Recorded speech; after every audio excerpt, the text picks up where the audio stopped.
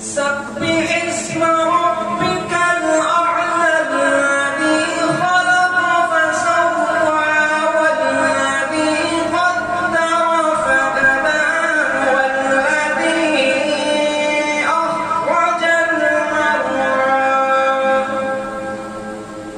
فجعله غثاء أحوى سنقرئك فلا تنسى إلا ما شاء الله إنه يعلم الجهر وما يخفى ونيسرك لليسرى فذكر إن نفعت الذكرى سيذكر من يخشى ويتجنبها الأشقى الذي يصلى النار الكبرى ثم لا يموت فيها ولا يحيا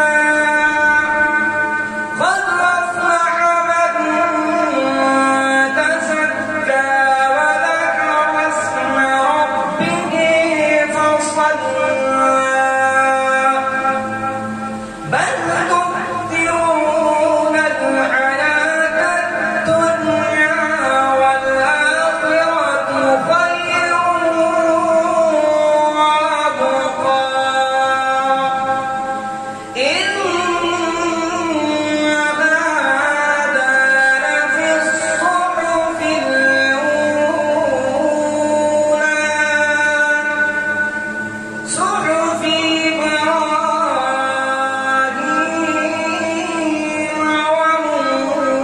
وموسى। अस्सलामुअलैकुम वरहमतुल्लाहि वबरकातुह। अभी आपने सूरतुल आला की जो तिलावत सुनी है उसे हमने केरला के एक बड़े इदारे जो मादिन नाम से मशहूर है उसमें की थी। कुछ दिन पहले अभी हम लोगों ने केरला के मुख्तलिफ़ इदारों का दौरा किया जिसमें स्कूल, मदारिस, कॉलेजेस भी शामिल हैं। मादिन नामी जो इदारा है उसका एक मशहूर मदरसा भी है। हम लोग वहाँ पर गए, असातिज़ा किराम से मुलाकात की, ज़िम्मेदारों से भी मुलाकात की और प्रिंसिपल से भी बातचीत की। निज़ाम तालीम कैसा है, किस तरीके से वो पूरे कॉलेजेस, मदारिस, स्कूल को कैसे हैंडल करते हैं, क्या तरीक़ा अपनाते हैं।